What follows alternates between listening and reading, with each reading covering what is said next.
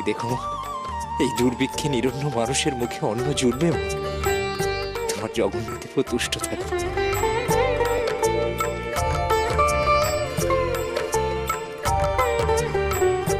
মহারাজ, যাও যাও জগন্নাথ জননী, মনে আর কোনো দ্বিধা রেখো না। মহাপ্রসাদ সবার মধ্যে বিতরণ করে দাও। আমি আমি এক্ষুনি মহাপ্রসাদ নিয়ে আসছি। আপনারা দয়া করে অপেক্ষা করুন, আমি এক্ষুনি মহাপ্রসাদ নিয়ে আসছি।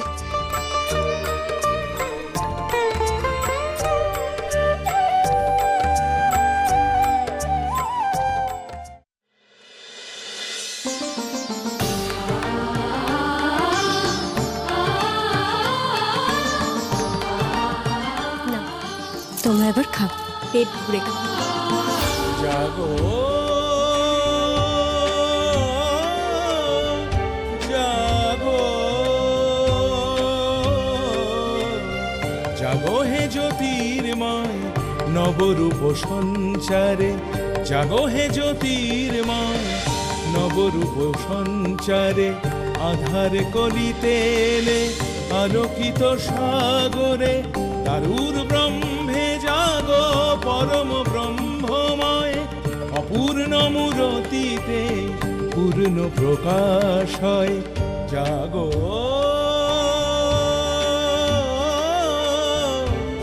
জাগো জাগো হে জ্যোতির্ময়।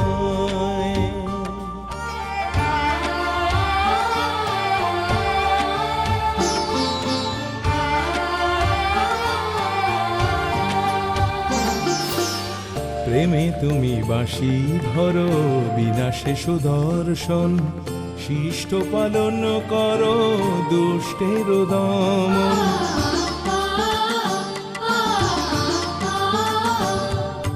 প্রেমে তুমি বাঁশি ধরো, বিনাশে সুদর্শন, শিষ্ট পালন করো দুষ্টের দমন। উঁচু নিচু সবে মিলে ভক্তি প্রেমের গাথা দিলে। তোমরা পেট ভরে খেয়েছো তো? তুমি অনাথের খুব তৃপ্তি করে খেয়েছি। জাগো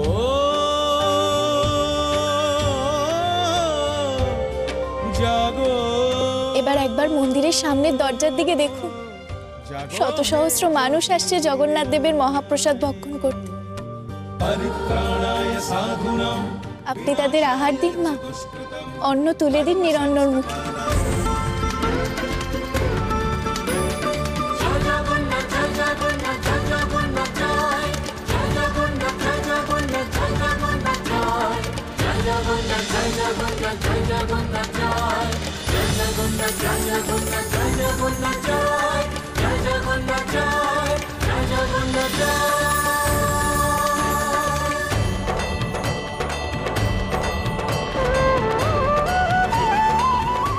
এ কি? কোথায় গেল এর তিনজন? আর এটা কি করে সম্ভব? ওরা যা বললো হুবহু মিলে গেল। হয়তো কলিঙ্গবাসীরা সবাই সব কিছু ভুলে প্রসাদ খাওয়ার জন্য ছুটে আসছে। কিন্তু এত তাড়াতাড়ি ওরা যাবে কোথায়? এই তো এক্ষুনি আমাদের চোখের সামনে ছিল।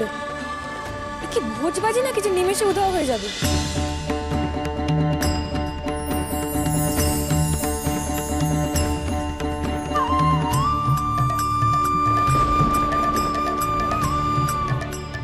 আমি আবার সে স্বর্গীয় সুবাস পাচ্ছি। চন্দন অগরু চম্পক মিশ্রিত সেই স্বর্গীয় সুবাস।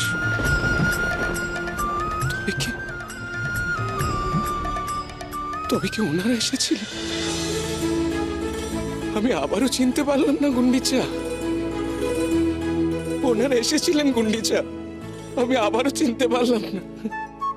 জয় জগন্নাথ, জয় বলভদ্র, জয় সুভদ্রার জয়। জগন্নাথ আমার সন্তান, আমার পুত্র।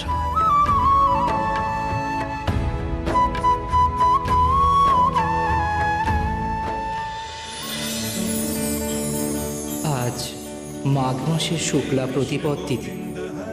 আজ আমি শ্রীকৃষ্ণ, দেব বলভদ্র এবং দেবী সুভদ্রা, আমরা তিনজন আমাদের দাপর যুগের পিতা ও মাতা শ্রী বসুদেব ও মাতা দেবকী এবং মহারাজ নন্দরায় ও মাতা যশোদাকে শ্রদ্ধা তর্পণ করলাম। আজ থেকে আগামী বসন্ত পঞ্চমী তিথি পর্যন্ত আমাদের শ্বেত পোশাক ও পরিচ্ছদ পরিধান করি।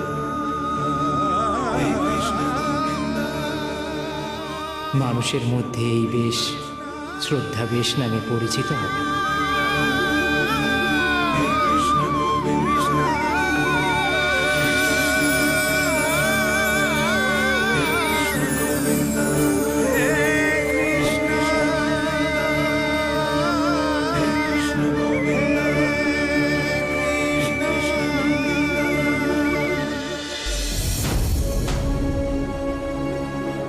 এ তো বড় চিন্তার বিষয়।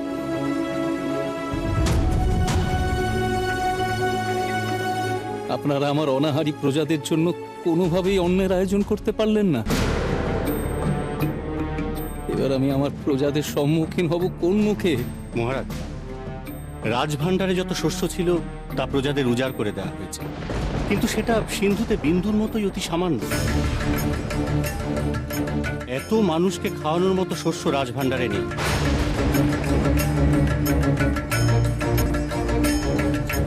তাহলে কি আমার প্রজারা অনাহারেই মরে যাবে? না না না, আমি রাজা হিসেবে তা কিভাবে মেনে নেব? যে রাজা নিজের সন্তান সম প্রজার মুখে অন্ন তুলে দিতে পারে না, সেই রাজা অপদার্থ রাজা। তাহলে কি আমাকেও সেই অপবাদ মেনে নিতে হবে? বর্ষা আসতে এখনো যথেষ্ট দেরি আছে মহারাজ। বৃষ্টির জলে মাটি ভিজবে, তবেই বীজ পোঁতা হবে, তারপর নতুন ফসল উঠবে। ততদিনে আমার রাজ্যের প্রজাদের সংখ্যা অর্ধেক হয়ে যাবে। ঈশ্বর, হে ঈশ্বরে, তুমি কি করলে? কার পাপে আমার নিরীহ প্রজাদের এই দুরবস্থা হলো? ঈশ্বর,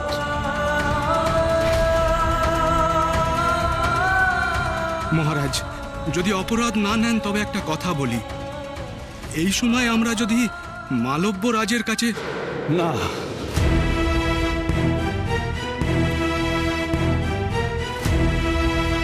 না মন্ত্রী মশাই, তাতে কোনো লাভ নেই।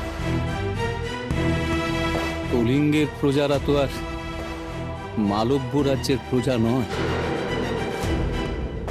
তাই এতে তার কোনো দায় নেই। সব দায় আমার। আমি কোনো সুরাহ করতে পারছি না। কেউ যদি কেউ এই দুর্ভিক্ষ পীড়িত প্রজাদের মুখে অল্প অন্ন তুলে দিত, তাহলে আমি তাকে। মহারাজের জয় হোক।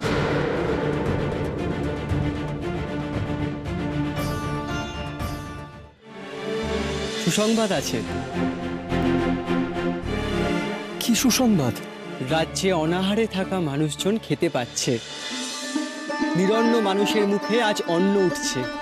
তাই নাকি? কে দিল তাদের অন্ন? মহারানী গুন্ডিচা আর মহারাজা ইন্দ্রতুল্য। মন্দির চত্বরে শত শত মানুষ খেতে বসেছে। মহারাজা মহারানী নিজের হাতে পরিবেশন করছেন জগন্নাথ দেবের মহাপ্রসাদ।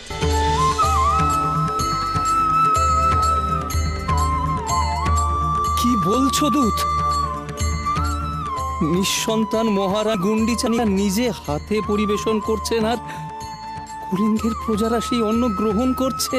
হ্যাঁ মহারাজ, প্রথমে অবশ্য 3 জন প্রজা অন্ন গ্রহণ করেছিল।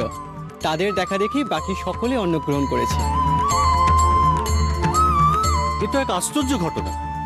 কি এমন হলো যে নিঃসন্তান রানীর হাত থেকে প্রজারা অন্ন গ্রহণ করতে সম্মত হলো?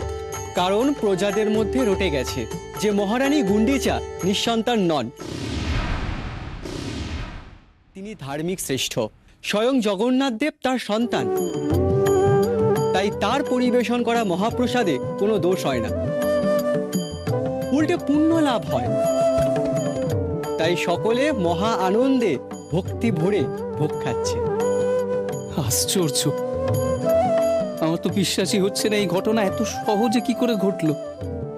আমি স্বচক্ষে দেখতে চাই। এই চলো তো দেখি। আসুন।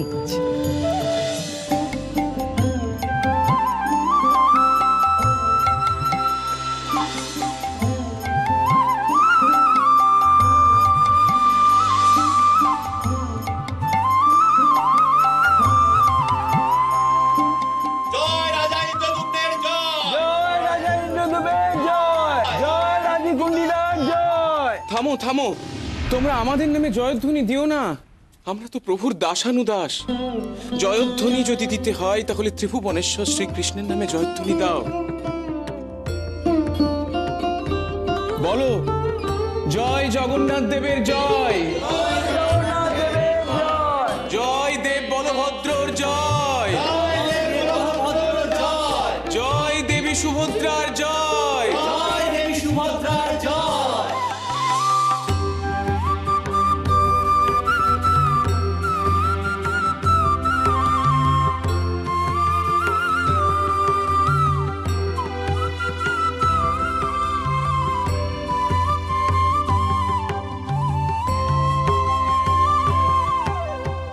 এত মানুষ একসাথে প্রসাদ পাচ্ছে। যাক, আমার প্রজাদের অনাহারে মরতে হবে না। সবই তোমার কৃপা প্রভু, সবই তোমার কৃপা। জয় জগন্নাথ, জয় জগন্নাথ, হে জগন্নাথ দেব, আমি মহাপাপী। জয় জগন্নাথ। আমি মহারাজ ইন্দ্রদুম্নকে ভুল বুঝে তার প্রতি অবীক্ষণ বশত তোমার প্রসাদ ফিরিয়ে দিয়েছিলাম। আমি জানি প্রভু, কৃপা করো, এই কারণে আমার নরক কেউ ঠাই হবে না। তুমি আমাকে ক্ষমা করো প্রভু, তুমি আমাকে ক্ষমা করো, ক্ষমা করো প্রভু। নিরঞ্জন কৃপা করো, দীন জনে পাপহর। অন্ধে দাও আলো তুমি, আতুরে আশ্রয়, তোমার পরশে কাটে শঙ্কা আর ভয়। জয় জগন্নাথ, জয় জগন্নাথ।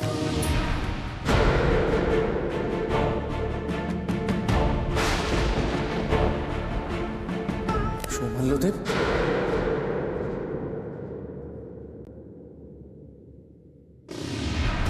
আপনি এভাবে পংক্তি ভোজনে বসেছেন? আপনি উঠে আসুন, আমি আপনার জন্য অন্য ব্যবস্থা করছি। না মহারাজ, আজ আমি এখানে আমার সাধারণ প্রজাদের সঙ্গে বসেই অন্ন গ্রহণ করব। আপনার আনা মহাপ্রসাদ প্রত্যাখ্যান করে আমি যে পাপ করেছি তার প্রায়শ্চিত্ত তো আমাকে করতেই হবে। না না না মহারাজ, তা হয় না। আপনি কলিঙ্গের রাজা, আপনি কেন এখানে বসবেন? আপনি উঠে আসুন, আমরা অন্য ব্যবস্থা করছি। আসুন। মহারানী, আমি সামান্য কলিঙ্গের রাজা, কিন্তু আজ এখানে আমি যার মহাপ্রসাদ গ্রহণ করার জন্য বসেছি তিনি তো ত্রিলোকের অধীশ্বর।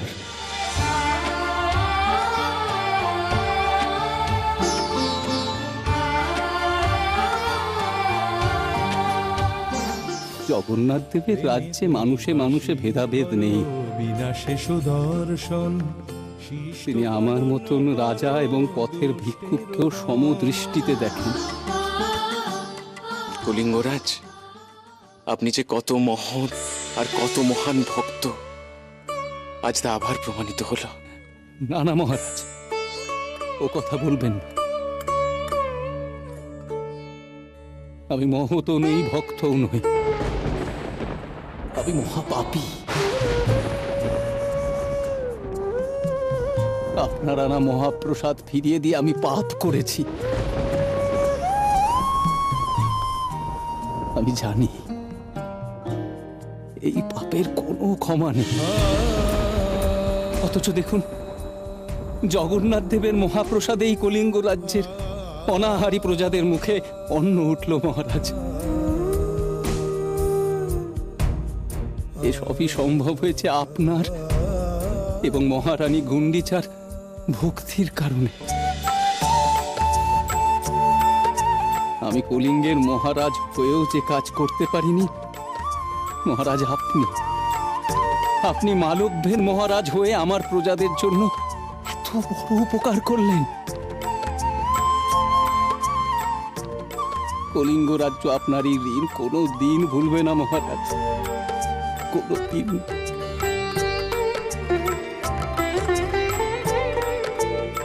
আমি হয়তো প্রভুর ক্ষমা ভিক্ষা পাবো না,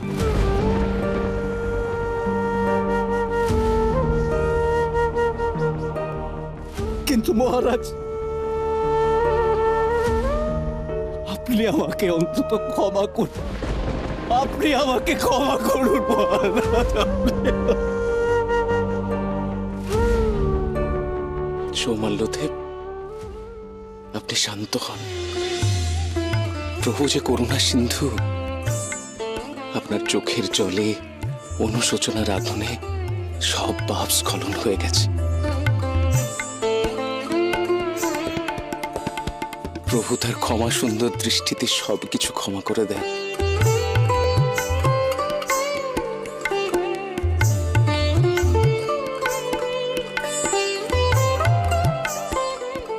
সৌমাল্যদেব, আপনার মতো এমন মহান ভক্ত কে আছে যে প্রভুর কৃপা লাভের জন্য আত্মগরিমা বিসর্জন দিয়ে এভাবে অশ্রু বিসর্জন করতে পারে?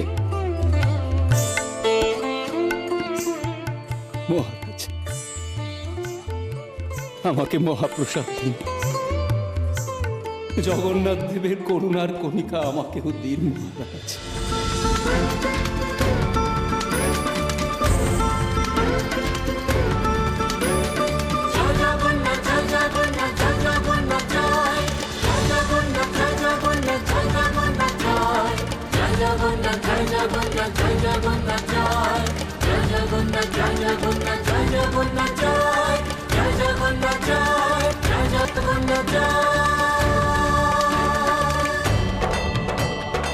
জয় জগন্নাথ দেবের জয়।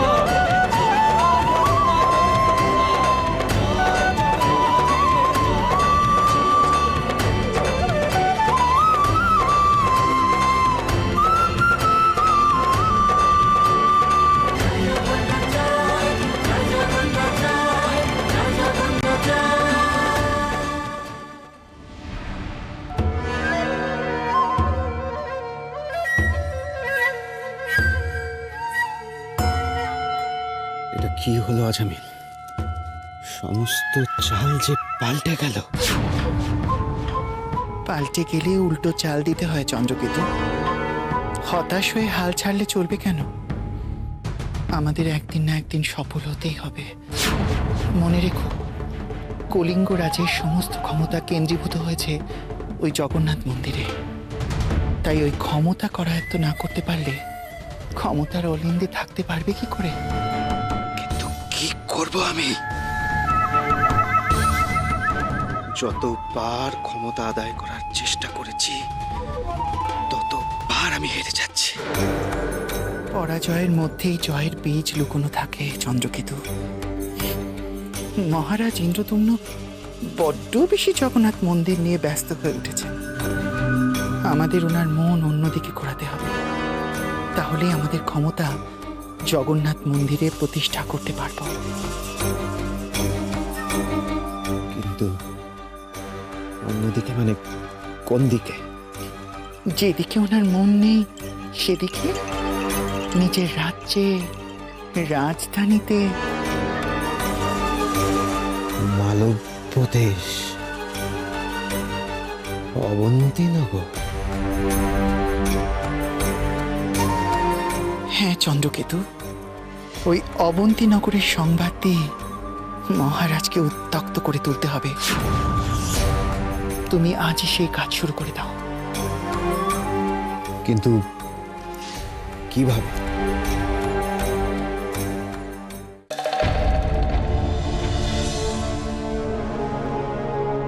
এইসব কি বলছো চন্দ্রকেতু তুমি? অবন্তীনগরে মড়ক লেগেছে? কিন্তু আমি তো সেরকম কোনো সংবাদ শুনতে পারি। কিন্তু আমি পেয়েছি। এই দুঃসংবাদ আমার গুপ্তচরের মাধ্যমে পেয়েছি। অপ্রিয় সত্যটা হলো যে কলিঙ্গের রাজ্যের সবাই জগন্নাথ মন্দির নিয়ে ব্যস্ত হয়ে পড়েছে।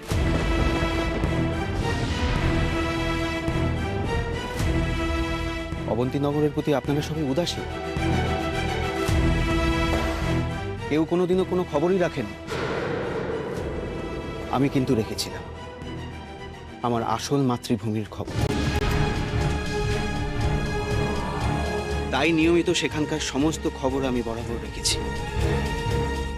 আর আজ সেখানকার দূত এসে আমাকে এই দুঃসংবাদ দেয়।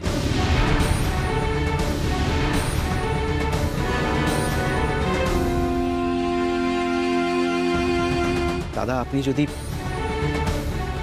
আপনার রাজ্য আর রাজ্যবাসীর সম্পর্কে এতটুকুও ভাবতেন, তাদের নিয়ে চিন্তা করতেন, তাহলে হয়তো আজকে আমাদের এই মহামারী দেখতে হতো না।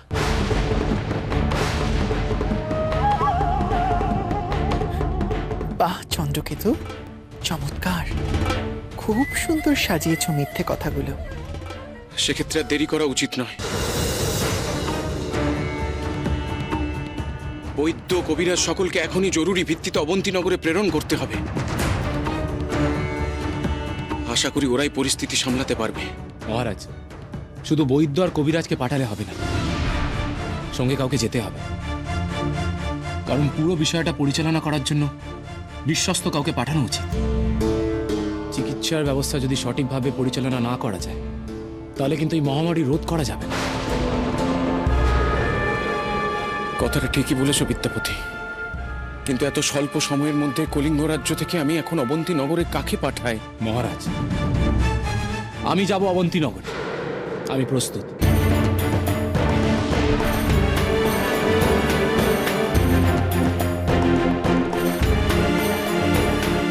তুমি যাবে? তুমি এই সবকিছু ছেড়ে এখন অবন্তীনগরে যাবে? এত কাজ এখানে সামলাবে কে? মন্দিরের বিশাল ব্যয়ভার, এত আয় ব্যয়ের হিসেব, এই বিপুল সংখ্যক কর্মচারীর পারিশ্রমিক, মন্দিরের রক্ষণাবেক্ষণে সমস্ত কিছু আমি তোমার উপর ছেড়ে দিয়ে নিশ্চিন্ত ছিলাম বিদ্যাপতি। এখন তুমি চলে গেলে সবকিছু কে সামলাবে? কেন দাদা? আমি আছি, আমি সমস্ত দিক দেখে নেব। তুমি পারবে চন্দ্রকেতু? অবশ্যই পারবো। আমি সমস্ত দায়িত্ব ঠিকমতো পালন করতে পারবো দাদা। বরং আমি বলি যে বিদ্যাপতি ঠিকই বলছে, ওরই যাওয়া উচিত। চিকিৎসা ব্যবস্থাটাকে ঠিক মতো পরিচালনা করা একমাত্র ওই পারবে। বাস্তবে বিদ্যাপতিকেই অবন্তীনগরের মানুষজনরা চায়। মহারাজ, আমি শুধু আপনার অনুমতিরই অপেক্ষা করছিলাম। আমি কাল প্রভাতেই অবন্তীনগরের উদ্দেশ্যে রওনা দেব। চন্দ্রকেতুর চরের কথা অনুযায়ী অবন্তীনগরের মহামারীর এখন যে অবস্থা, তাতে যত শীঘ্র সম্ভব চিকিৎসকদের নিয়ে সেখানে পৌঁছাতে হবে আমাদের। বেশ, তবে তাই হবে। তুমি আগামীকাল রওনা হও। যথাজ্ঞা মহারাজ।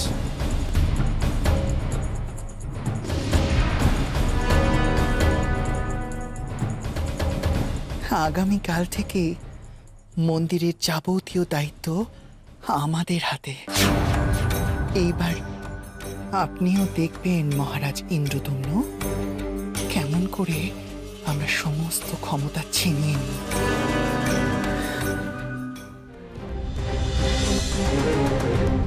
তুমি অবন্তীনগরে যাবে, আর আমরা, তোমার স্ত্রীরা, এখানে কলিঙ্গ রাজ্যে পড়ে থাকবো? না না, তা কি করে সম্ভব? আমরাও তোমার সঙ্গে যাব। মীনাক্ষী, দেখো, শিশুদের মতো কথা বলো না। আমার সঙ্গে তোমাদের অবন্তীনগর নিয়ে যাওয়া কোনোভাবে সম্ভব নয়। কেন? কারণ সেখান থেকে সংবাদ এসেছে সেখানে মড়ক লেগেছে, কাতারে কাতারে মানুষ মারা যাচ্ছে।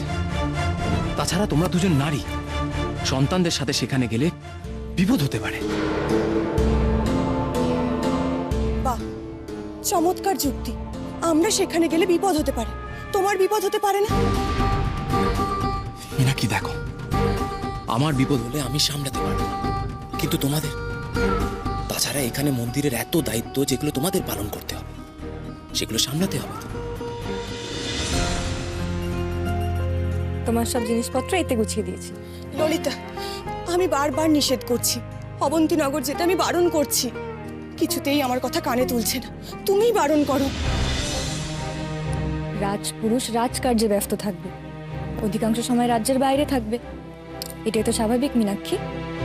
যাত্রার সময় তুমি আর শুধু শুধু দুশ্চিন্তা করো না। এত সহজে কিভাবে বলে দিচ্ছ তুমি? আমার থেকেও বেশি সহজে কিন্তু তোমার বলা উচিত মীনাক্ষী, কারণ ছোট থেকে তুমি রাজধানীতে মানুষ হয়েছো, রাজপ্রাসাদে তো এসব দেখে তুমি অভ্যস্ত। বলো। সত্যি ক্ষত্রিয়দের এমন ধরন দেখেই তো বড় হয়েছি, কিন্তু আমি নিজের জীবনে এটা কিছুতেই মেনে নিতে পারছি না। ভীষণ দুশ্চিন্তা হচ্ছে, আমার মন মানছে না। মীনাক্ষী, তুমি সত্যি এখনো ছোট। তোমাকে নিয়ে এবার আমার চিন্তা হচ্ছে। তোমার উপর গর্ভগৃহর দায়িত্ব, শ্রী জগন্নাথ দেবের রত্ন ভাণ্ডারের দায়িত্ব ছেড়ে যাচ্ছে, সেগুলো সামনে নিতে পারবে তো? আমি ললিতাকে নিয়ে নিশ্চিত সে রন্ধনশালার দায়িত্ব আর ভোগ নিবেদনের দায়িত্ব ঠিক সামনে নিতে পারবে। তুমি পারবে তো? সব সময় মন্দির নিয়েই মাথা ঘামা, নিজের সংসার নিয়ে তোমার কোনো ভাবনা চিন্তা নেই। মীনাক্ষী, এ কি ধরনের কথাবার্তা? এমন কথাবার্তা যেন আমি আর কখনো না শুনি তোমার মুখ থেকে। আমাদের মহারাজ ইন্দ্রদুম্ন যেমন নিজের জীবন শ্রী জগন্নাথ দেবের পায়ে উৎসর্গ করেছে, ঠিক তেমনি আমরা আমাদের জীবন শ্রী জগন্নাথ দেবের সেবায় নিয়োগ করেছি। এর বাইরে আমাদের কিছুই ভাবা উচিত হবে না। আহ, কেন বকাঝকা করছো মেয়েটাকে? ও এখনো ছেলে মানুষ, তবে ওর মনেও ভক্তি শ্রদ্ধা আছে।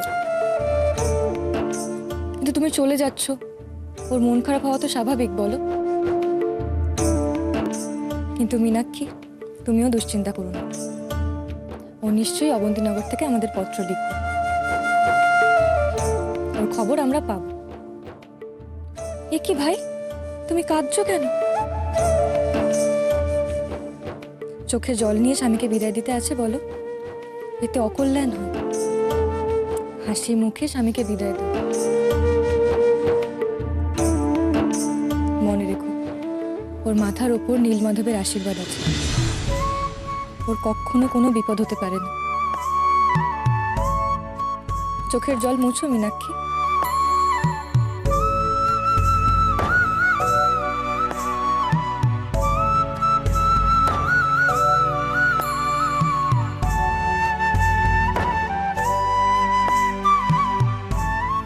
পথে সাবধানে যে, মরকের রাজ্য, সতর্ক থেকো। আর এগুলি তোমার সঙ্গে রেখো।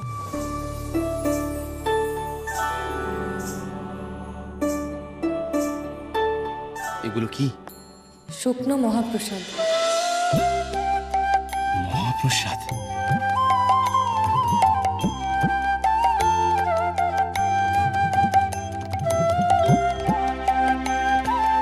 এইভাবে ছোট ছোট পুটলি করে শুকনো মহাপ্রসাদ আমি তোমার সঙ্গে দিয়ে দিয়েছি। বাহ, চমৎকার চমৎকার পদ্ধতি। এভাবে তো দীর্ঘদিন মহাপ্রসাদ আমি নিজের সঙ্গে রাখতে পারবো।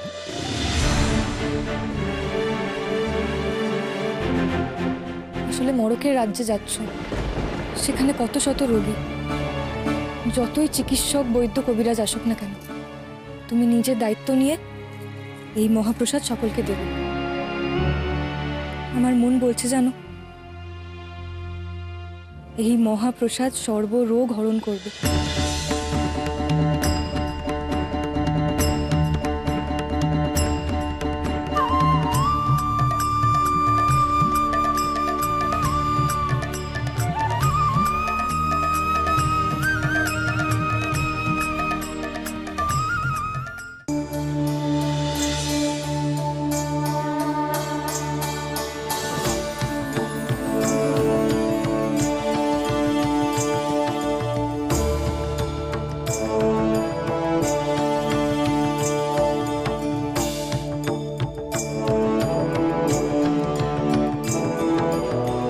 যথার্থ বলেছে ললিতা। হৃদয়ের গভীর বিশ্বাস থেকে যে রোগী মানুষ যত কঠিন রোগেই মহাপ্রসাদ মুখে দিক না কেন, সে অবশ্যই সেই রোগ থেকে মুক্তি পাবে। সত্যি ললিতার এভাবে মহাপ্রসাদ শুকনো করে ছোট পুটুলিতে ভরে সঙ্গে রাখার পদ্ধতি সত্যি অতুলনীয়। ললিতার এই পদ্ধতি যুগ যুগান্তর ধরে প্রচলিত থাকবে। তোমরা এইসব ভাবছো, কিন্তু ললিতার অন্তরের কথা একবারও ভাবছো না? বিদ্যাপতিকে ছাড়তে ওর কতটা কষ্ট হচ্ছে, কিন্তু সেটা সে মুখে একবারও প্রকাশ করছে না। যে হৃদয় হাসি মুখে বেদনা সহ্য করে, আমি যে সেই হৃদয় বাস করি ভগিনী সুভদ্রা।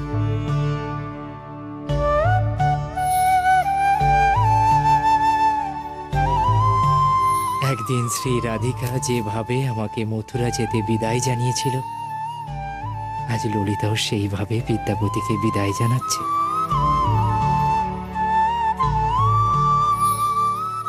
এই জন্যেই তো কলিযুগে আমার প্রিয় সখী ললিতা।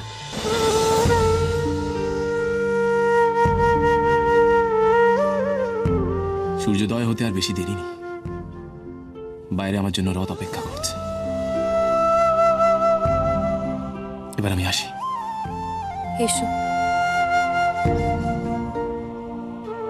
মীনাক্ষী, তুমি যাও, ওকে রথে তুলে দিয়ে এসো। আর শোনো, যাত্রার সময় কোনো অভিমানের কথা না বলে ভালোবাসার কথা বলো। ললিতা, তোমাকে যত দেখি ততই অবাক হই। আমার প্রতি শ্রী জগন্নাথ দেবের অসীম কৃপা যে আমি তোমাকে নিজের ধর্মপত্নী হিসেবে পেয়েছি। চলো। আসছি। নিজের খেয়াল রেখো।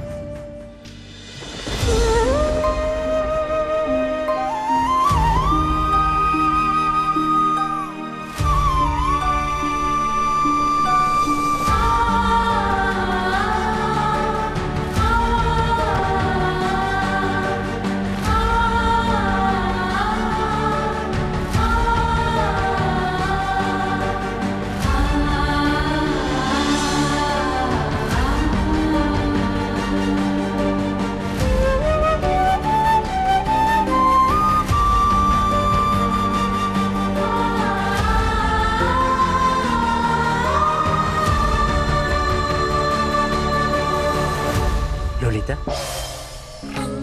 কানাই, তুমি এখানে কি করছো কানাই? আরে এই পুরুষোত্তম ক্ষেত্রে কত মানুষ পুণ্য করতে আসছে, জগন্নাথ দর্শন করছে, আর আমি আসতে পারি না? কাঁদছো কেন? ওই না তো, মোটেই না, আমি মোটেই কাঁদিনি। আমার চোখে কি একটা পড়েছিল।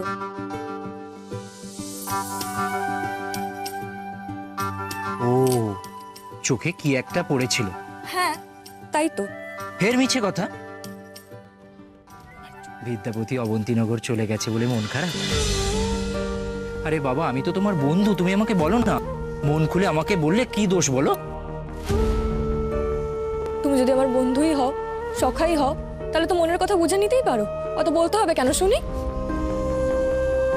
বাবা, আচ্ছা মেয়ে তো তুমি। মনে এত দুঃখ বেদনা, কিন্তু মেজাজটা ঠিক বজায় আছে তোমার, বলো? তোমার কোনো কাজের কথা থাকলে বলো তো বাবু, নাহলে তুমি যাও এখন এখান থেকে। আমার অনেক কাজ পড়ে আছে, আমাকে এখন মন্দিরে যেতে হবে। যা বাবা, কাজের কথা বলতেই তো এলো, কিন্তু তুমি না শুনলে বলি কাকে বলো? কি কথা? আমি তোমাকে বিদ্যাপতির খবর এনে দেব গো। সত্যি? মাঝে মাঝে কাজের প্রয়োজনে আমি অবন্তীনগরে যাই, আমি সেখান থেকে তোমাকে খবর এনে দেব। সত্যি বলছো কানাই? সত্যি সত্যি সত্যি, তিন সত্যি। কিন্তু তার আগে তোমাকেও একটা কথা দিতে হবে। কি কথা? এই মাঝে মাঝে চোখে কি একটা পড়েছে এটা বলা যাবে না। কানাই, কি হলো বলো, কথা দাও। বিরক্ত করো না কানাই। আমি তোমাকে মোটেও বিরক্ত করছি না, তুমি আমায় কথা দাও আগে।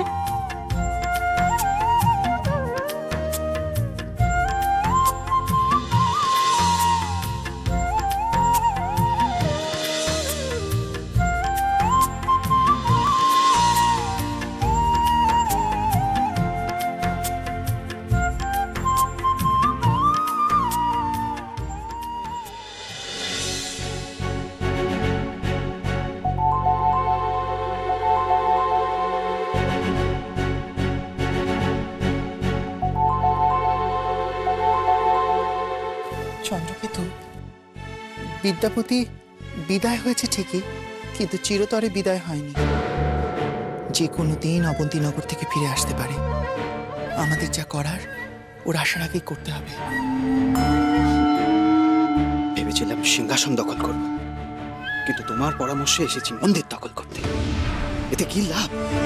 আমি কি পূজারি হয়ে দিনরাত পুজো করবো নাকি? নির্বোধ, মন্দিরে শুধু পুজোই হয় নাকি? বিশেষ করে এত বিশাল মন্দির, যে মন্দিরের খ্যাতি পৃথিবী জুড়ে। দেখতে পাচ্ছ না, প্রতিদিন কত কত দেশ থেকে কত কত রাজা মহারাজা, কত সোনা দানা হিরে মাণিক্য জহরত পুজো দিতে আসছে। তুমি কি রত্নভাণ্ডার, তুমি কি মন্দিরের রত্নভাণ্ডারের কথা বলছো? শুধু রত্ন ভাণ্ডার নয়, বিশাল রত্ন ভাণ্ডার, পেটিকার পর পেটিকা জগন্নাথের অলংকার।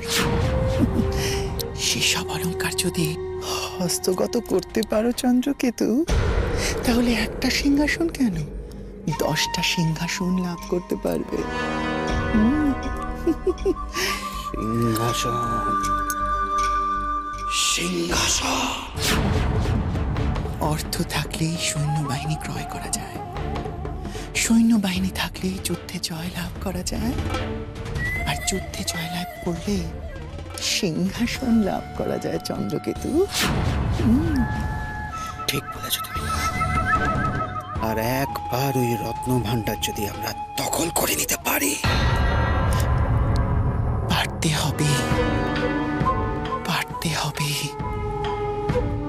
জগন্নাথ দেব তো শুধুমাত্র একটা অসম্পূর্ণ কাঠের মূর্তি, তাকেও তো গয়না পুড়িয়ে কি হবে? সেসব অলংকার আমাদের হাতে আসাই তো ভালো, তাই না চন্দ্রকেতু?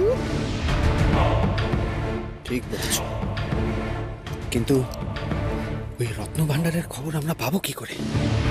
সেটা তো গর্ভগৃহের নিচে একটা গোপন সুড়ঙ্গ পথে আছে, যে পথ আমরা চিনি না। আর যতদূর জানি, ওই গোপন ভাণ্ডারের সুড়ঙ্গ কক্ষালয় তো তালা দেওয়া। পথ যখন আছে, পথের হদিশও নিশ্চয়ই আছে, আর তালা যখন আছে, তালার চাবিও নিশ্চয়ই আছে। রহস্য করো না, রহস্য করো না। কে তোমাকে পথ বলে দেবে, আর চাবি বা পাবে কোথা থেকে? এতদিন তো সমস্ত কিছু বিদ্যাপতির দায়িত্বে ছিল, কিন্তু তুমি কি জানো ও যাওয়ার পূর্বে সমস্ত দায়িত্ব কাকে দিয়ে গেছে? বিদ্যাপতির 2 পত্নী। ললিতার সন্তানদের উপর দায়িত্ব রন্ধনশালার। তাহলে গর্ভগৃহের দায়িত্ব কার উপর চন্দ্রকেতু? মীনাক্ষীর সন্তানদের। তার মানে গর্ভগৃহের নিচে গোপন সুড়ঙ্গ পথে কোথায় রত্ন ভাণ্ডার আছে, সে শুধু মীনাক্ষী জানবে।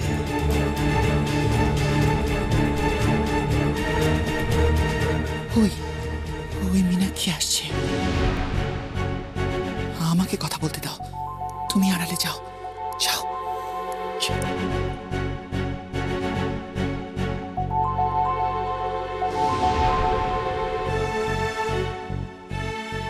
মীনাক্ষী,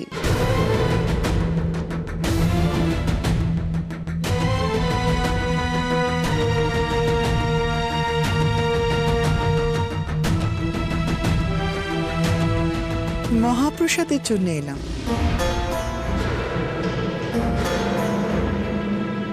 ওমা, সে তো তুমি ললিতার কাছে গেলেই পারতে। রন্ধনশালার সমস্ত দায়িত্ব ওর ওপরই। কিছু মনে করো না মীনাক্ষী, ব্রাহ্মণ কন্যার হাত থেকে মহাপ্রসাদ পাওয়া আর একজন শবর কন্যার হাত থেকে প্রসাদ পাওয়ার মধ্যে পার্থক্য অবশ্যই আছে। ছি ছি অজামিল, ললিতা আমার শপথ নেই, এ কথা বলো না। মীনাক্ষী আর ললিতার মধ্যে এখন সদ্ভাব আছে, তাই মীনাক্ষী এখন ললিতার বিরুদ্ধে কিচ্ছু বলবে না। মীনাক্ষী, আমি তোমার পিতা রাজগুরু ব্রহ্মানন্দ স্বামীর একান্ত অনুগত ভক্ত। আমি জানি রাজগুরু আর আমার ভাবনার অনেক মিল।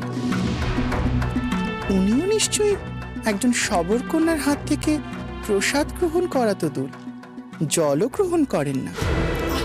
আসতে বল, কেউ শুনতে পেলে ভুল বুঝবে। সত্যিটা সত্যিই মীনাক্ষী, শবরদের আচার আচরণ, শিক্ষা দীক্ষা, তাদের সাথে আমাদের কোনো মিল নেই। এই যে বিদ্যাপতি এখানে নেই, তা তো তোমাকে দেখেই বোঝা যাচ্ছে। হা গো, বিরহে একেবারে চোখ মুখ সব শুকিয়ে গেছে।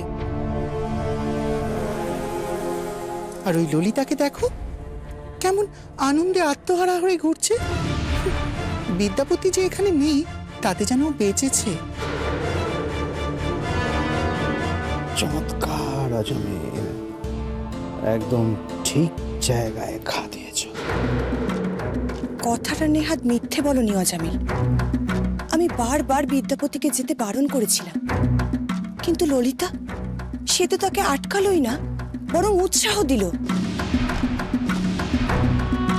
আমি ওর এই আচরণে সত্যি কিছু বুঝতে পারছি না। এবার একটু বোঝো মীনাক্ষী, সব লক্ষ্য রাখো। শুনেছি মন্দিরের গর্ভগৃহের নিচে সুরঙ্গে যে রত্ন ভাণ্ডার আছে তার চাবি নাকি তোমার কাছে। সেটা ঠিক করে রেখেছো তো? পাগল, সে চাবি কখনো আমি নিজের কাছে রাখি? সে কি?